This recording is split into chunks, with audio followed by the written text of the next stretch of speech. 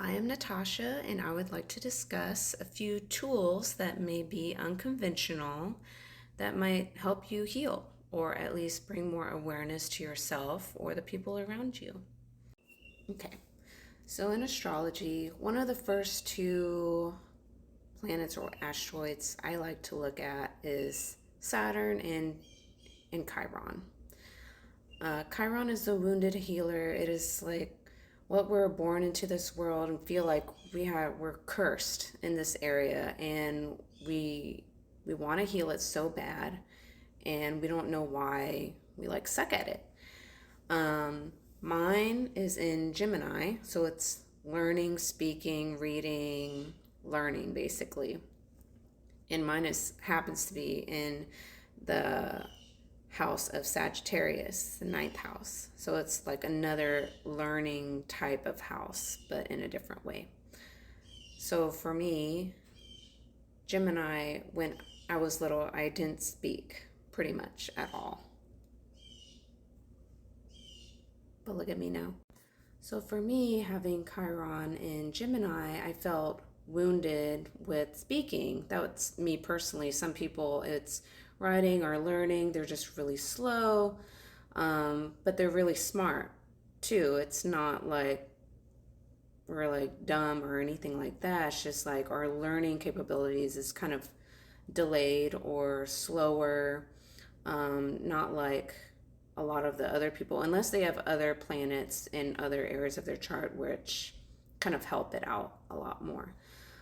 So for me, like I was a lot better at observing and kind of analyzing through my eyes. It's almost like if you're blind, your hearing is more enhanced and stronger. But when you can't speak, you're observing a lot. So that is more of the obvious stuff for me, is that I felt like I was cursed with speaking. I just didn't have anything to say. I wasn't able to speak up for myself. If someone was kind of being very argumentative with me and pushy with me, like I just couldn't get a word in, or I didn't know what to say to defend myself. It just didn't come out. I just felt like I was always cursed with not being able to come up with the right things to say at the right time, and I might overthink it way later, over and over in my head of how to do it better, what I would have said, or whatever the case may be. Then you can kind of analyze, like, well, did astrology come first, or is that just my childhood trauma? Because for me, I was really lectured a little bit too long and too intensely, consistently over many years of time for not speaking due to the worry of me not being able to survive or defend myself or be able to get a job. And so the stress, worry, and frustration of a parent, of like the survival of their child, of like, what is going to happen to my kid when I die and they can't make a living, or defend themselves against like an abusive person or whatever, like it's really nerve-wracking. So was I destined to have this trauma? Was I already born with it because of my astrological birth chart, or did it just happen to me? It was just like my situation, my childhood trauma, whatever. It's just kind of weird that the coincidence of me already having this and the energies that were playing out in my home and the stress of a parent of having to do this to me consecutively over many years and not being able to kind of hold back when enough was enough, and didn't kind of know that intuitive boundary was with like a kid who doesn't know how to speak up for herself or himself or whatever. It's just kind of like this was a lesson that I was supposed to overcome. So we can question, is the Chiron, you know, makes the person actually wounded already naturally? And because of that wound, does that create like a personality, whatever, like a dynamic with whoever's in the household or environment to attack or make worse of this wound, because this wound is not like everybody else's. So it actually creates this kind of extra trauma for that person, for like something that they're naturally kind of weak in, and it makes it even more of this Chiron wound thing, you know? So it's much harder to undo, and that's why it's like our greatest wound that we have to heal. Okay, another one is that for me, my Chiron is in Gemini, but it's in the ninth house of Sagittarius. So I'm also wounded in kind of like international learning and whatever comes with that. I was blessed with being able to travel a lot because I'm half Asian, and we went to visit family all the time. But my mom didn't talk to me in my like her native language, and when her and her siblings got together, they wanted to speak the native language. They all knew how to speak English, but they didn't socialize in, or like, at least to me, like I didn't hear it enough. So my environment once again was quiet, but I'm hearing another language, but I am too slow to understand and comprehend what in the world they're really saying. So I'm also wounded in another weird thing that might have created this Chiron and Gemini wound is that another parent that I had, that I grew up with, is just the person was just always in his own head. Well, now you know, it's like my dad. Always doing his own thing, genealogy, research, reading books all the time. So my environment was always quiet and very peaceful. My surroundings were just like never chaotic, which is great, but never a lot of talking or socializing in my environment. So that added to my wound of kind of like, I don't get to hear these things, so I'm not learning by just like having words and sounds and discussion or worldly topics being discussed in my environment. It's just I'm wounded in language or learning, another language. Of course, like I can try and learn, but it's almost like I'm delayed in these learning abilities because it was just I didn't get that kind of attention when I was in my fundamental environment. So this is kind of just the connection that I have made for myself. You can say whatever you want, but this is like my story, my experience, and how I can analyze it. And I just find it to be kind of odd, like the astrological chart can kind of point these out from the time of your birth. If we're able to use this, for our future children and be aware of it more, we might be able to help guide them, in a more beneficial way. So if you're skeptical about using astrology, if it's taboo, you don't believe in it, you only read the Cosmo section of the sun sign that's really genetic and a bunch of BS that makes astrology look bad, you're kind of overlooking this really ancient, cool, and weird tool that could actually prevent a lot of damage or, help guide people in their weaknesses so everyone can become better faster and maybe have more acceptance for what's happening to them and stop blaming each other and trying to create more mess and try to actually work on themselves and not give up and have a little bit more hope, or at least more people try to have more hope to work on stuff. But yeah, I need to stop adding because this video is getting too long. I'm making cuts and additions in weird places. But I am probably talking to the Pluto and Capricorn generation, and the youngest ones of you are being born right now in the retrograde of Capricorn. and probably the oldest of you are like 14, 15 years old. Y'all are probably going to have to do the hard work of rebuilding the hot mess that we have created.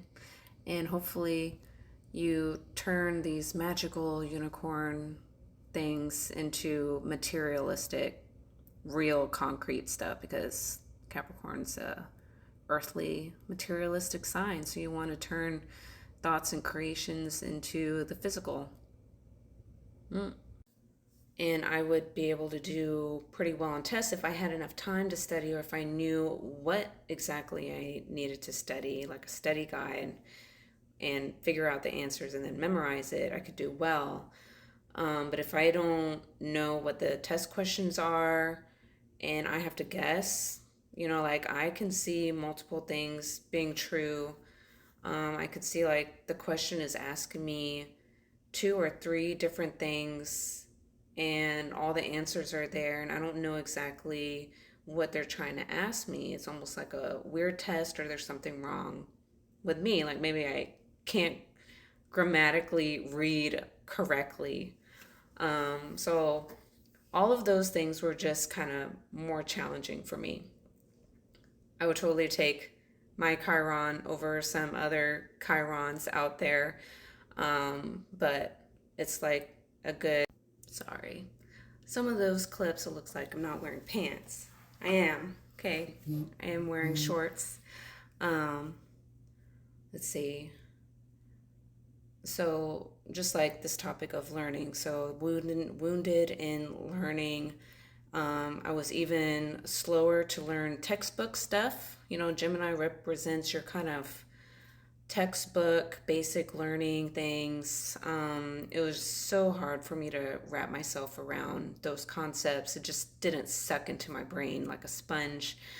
In order to do well in school, which I did, because luckily my dad taught me how to like study. Like you say it, you write it, you read it, you speak it, and you repeat it over and over and over again. So the way I studied with, I wrote things out like a crazy person, like a million times in order to get something memorized. And then after the test was done, that information was gone probably within 5 minutes, maybe the max a day. And I do not retain that kind of information much at all unless I'm actually using it in real life. So that kind of goes to show that certain ways of learning is not meant for everyone, so it might work for some people more than it does for others. Not saying that going through the hardship of learning things this way is necessarily bad. It actually creates a lot of unique strengths and discipline of like doing things that you don't want to do in order to do a good job or whatever, reap the benefits. But if we could use astrology to organize and group people in a better, more productive way in order for them to learn, or for groups of them to learn their weaknesses in these smaller groups so they feel like not as intimidated or overly compete to the point where they run each other over or whatever. I don't know. I can't come up with all the million different ways. Maybe it would be better. Because Chiron is supposed to be your superpower and your greatest strength. It's just not quite the same like everybody else. I might be able to explain things in a more like understanding way than some other person, or like in a textbook. Sometimes in books you read things over and over again and you don't really understand what in the world they're trying to say, but I might be able to explain things in various ways or creative ways or unique ways to create metaphors or whatever. That's also Uranus in my third house of Gemini. So you kind of create these kind of unique, weird gifts in that area, yet you're also wounded in it. So, so I had to do that for many, many years, and it's almost like exposure therapy because my life happened to put me in a situation where I had to do those things, and I'm pretty compliant because I'm a Libra South node, so I kind of did what I was told, and I wanted to almost people please, subconsciously.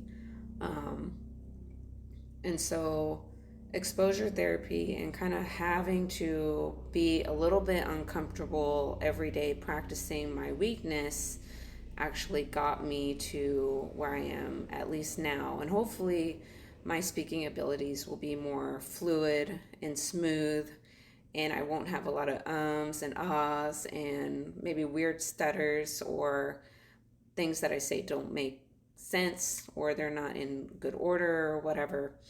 Because, okay, like when my mom and her partners opened a restaurant, and when I kind of came to the age where I was able to wait tables and I kind of got pushed towards it because I might as well take advantage and make tips.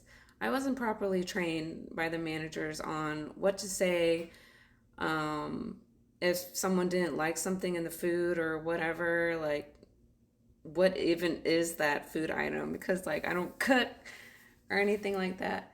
And or like ordering drinks, like I didn't drink, like what is on the rocks, what is neat, what is this, like I had to go back and forth and back and forth, like I'm embarrassed. um like, oh my god, like okay, the customers said this, what is that, like I had to go back and forth learning kind of the embarrassing hard way until I actually learned it. I had to learn it in the real environment. Yeah, like talking to anyone new that I didn't know, I had so much anxiety. It was like sometimes I'm like, I hope they don't show up. But that's not very smart because I want to be successful and I want to be able to keep a job and do what I like to do and not do some job that I hate every day. So the consequence is like I don't succeed and I have to go do some job I don't like or can't make that much money and live a really like unhappy lifestyle, which I like to be comfortable financially at least. And so that's the consequence. So I either have to learn how to talk, learn how to ask questions, and practice it over and over again in order to be successful. So I had to do that with personal training. I happen to have to do that with waiting tables because my mom used to own a restaurant and I didn't want to talk to those people either. Okay. And so also healing yourself, you actually have to practice doing it, right? So for me, it's kind of slow and delayed.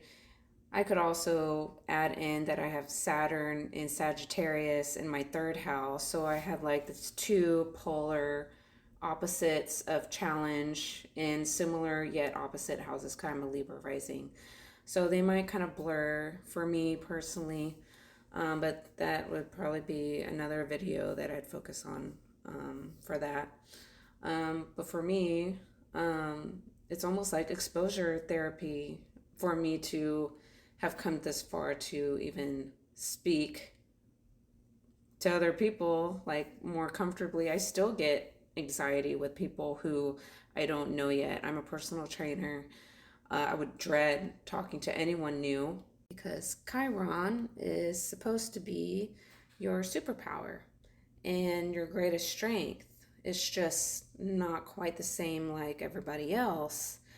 um, I might be able to explain things um, in a more like understanding way than some other person, or like in a textbook. Sometimes in books, you read things over and over again and you don't really understand what in the world they're trying to say. But I might be able to explain things in various ways or creative ways or unique ways to create metaphors or whatever. That's also Uranus in my third house of Gemini. Um, so you kind of create these kind of unique, weird gifts in that area, yet you're also wounded in it. So, So that concludes my personal self analysis of Chiron in Gemini, and maybe a little bit of Chiron in the ninth house, just a tad. And how you don't just, doom and gloom about it. You have to be aware of it, and probably you are already aware of it.